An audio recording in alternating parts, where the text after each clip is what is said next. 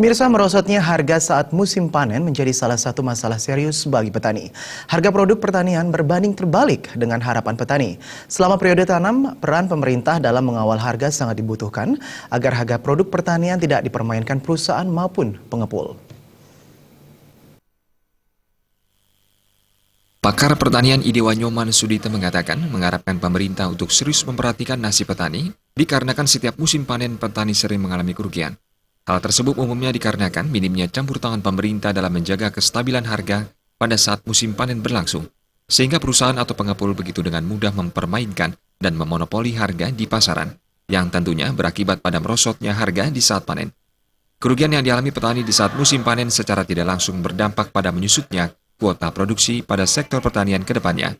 Tetapi yang kita perlu pikirkan ke depan adalah bagaimana program-program pembangunan di bidang pertanian itu harus terintegrasi dengan baik antar sektor di dalam bidang pertanian ini, karena masalah yang sering muncul di bidang pertanian itu adalah petani mampu memproduksi dengan baik, tetapi pasca panen ini memiliki fluktuasi harga yang kadang-kadang merugikan petani.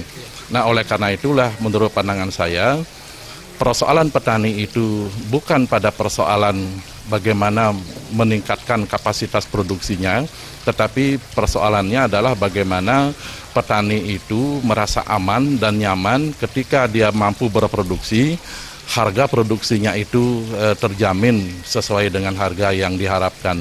Nah, oleh karena itu harapan saya adalah pemerintah sungguh-sungguh menangani dalam bagaimana menstabilisasi harga produk pertanian ini, karena persoalannya mungkin di sana. Sudita menilai selama ini inisiatif pemerintah dalam penentuan harga belum tampak sekali. Harga saat musim panen harus tetap dikawal oleh pemerintah, meski perusahaan mempunyai hak dalam menentukan harga, agar jangan sampai harga yang dipatok perusahaan atau pengepul membuat petani selalu merugi. Alit Putra